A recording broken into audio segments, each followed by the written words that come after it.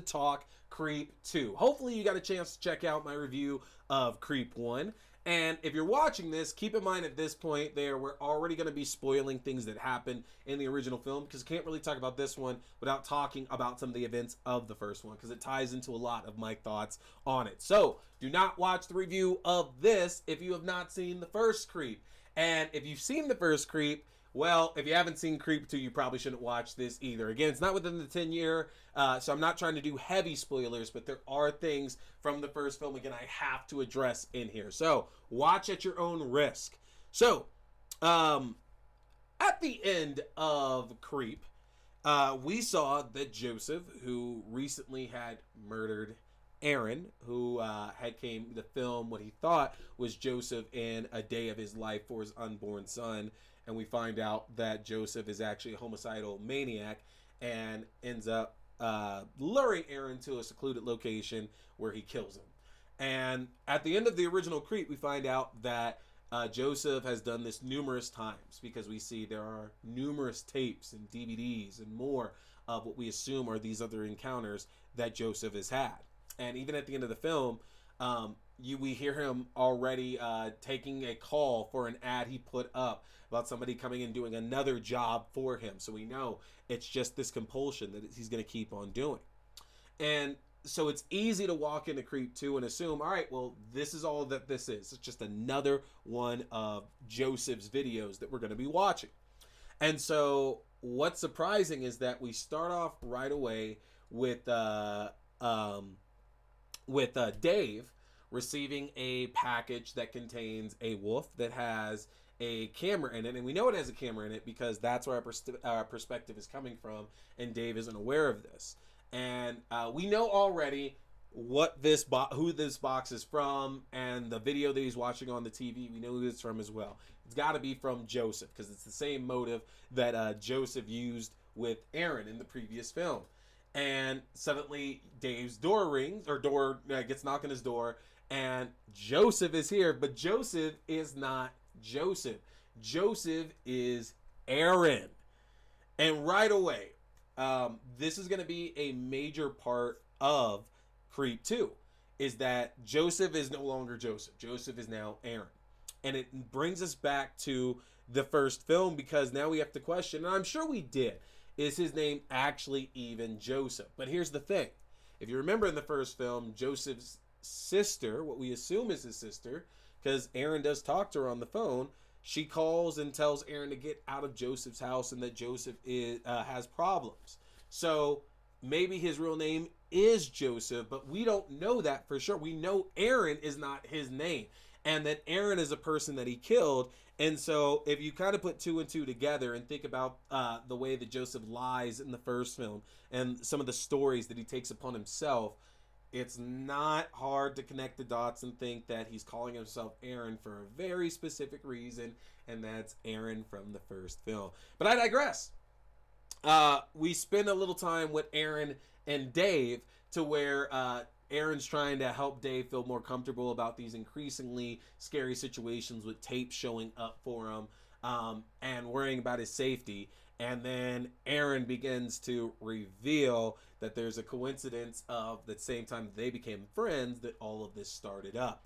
And Aaron then proceeds to kill Dave. And this sequence is fantastic, because keep in mind, we spend the entire first movie, it's great, it's absolutely fantastic, we spend the first movie trying to figure out whether Joseph or Aaron is a serial killer in the first place. And when we get there, the reveal is great. It's so fantastic. Such a great movie. Watch it if you haven't.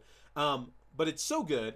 But the question is, do we want to watch that again? Is the interest for us in watching Joseph or Aaron like fool his victims? Is that what we're interested in?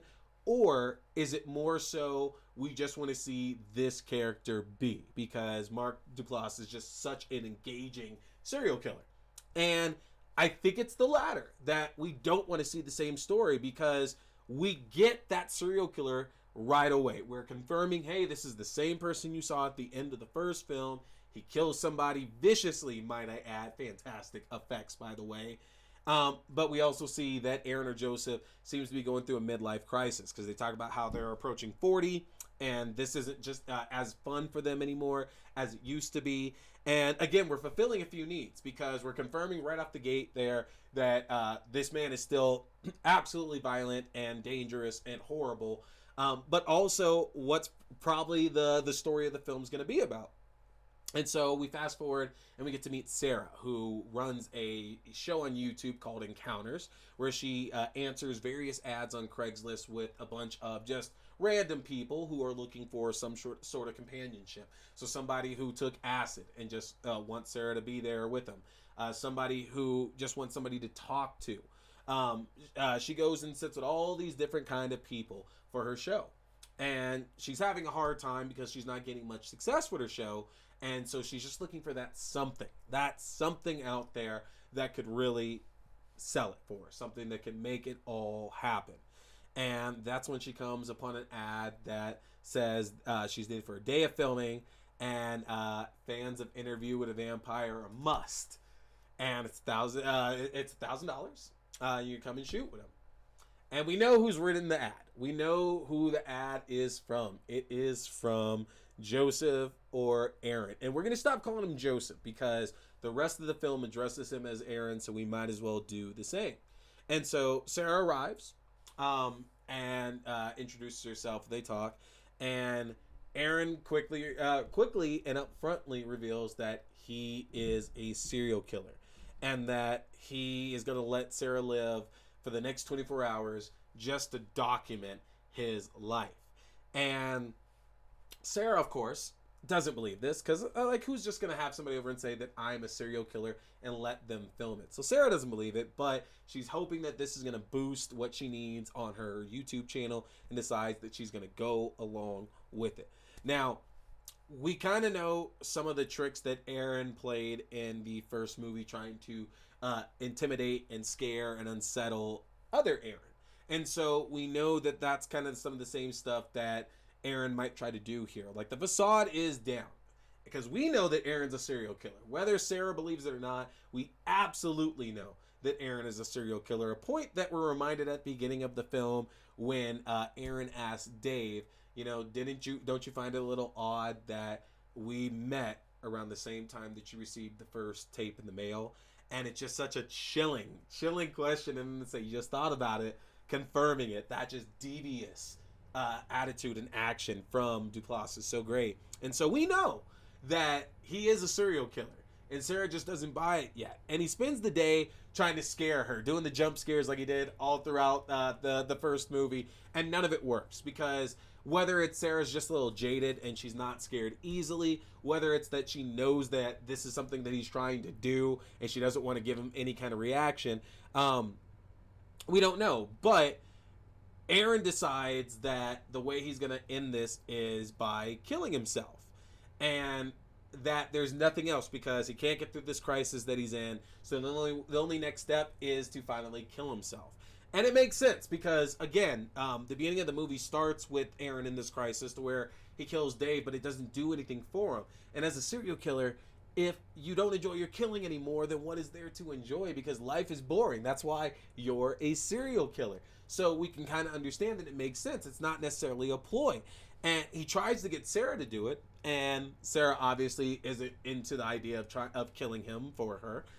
So he decides that he's going to do it himself. And he does attempt to kill himself, and Sarah ends up saving him.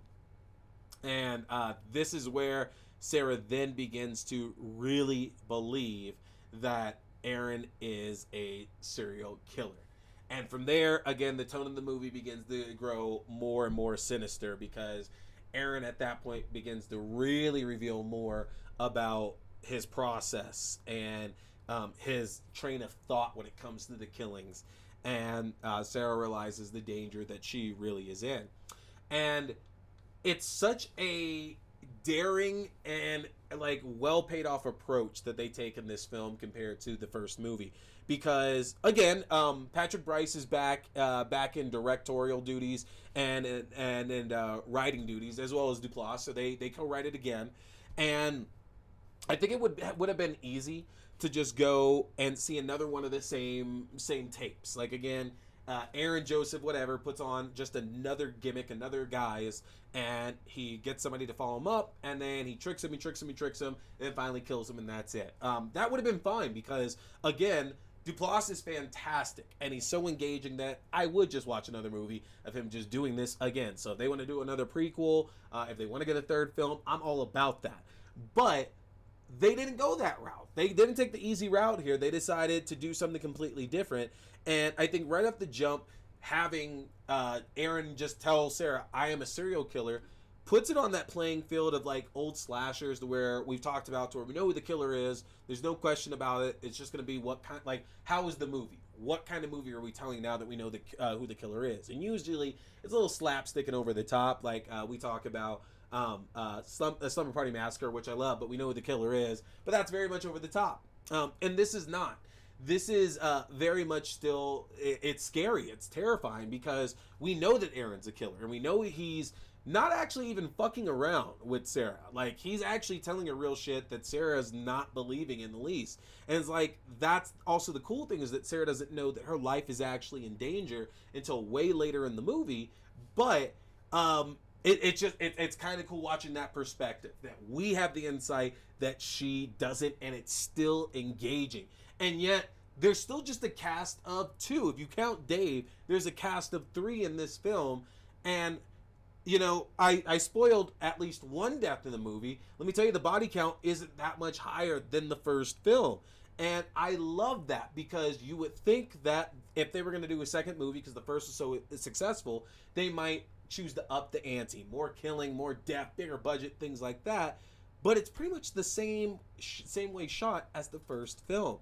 And I love that they choose to keep it that simple, because that's one of the charms of this film series. And I really do hope that we can get a third movie, because I honestly think Duplass is so engaging as this character. And again, I wouldn't mind if it's a prequel and it's just another random tape. If it's the first tape, I know Duplass is a little bit older, but it doesn't matter. He can still do it. I don't know. Like, and I'm good for whatever idea. Like, obviously I know they're not trying to take ideas or anything there, but this is something that deserves another film. We need a franchise out of this one, like, for sure we need it. So, take a look at them. They're both on Netflix right now, y'all. Check out Creep and Creep 2.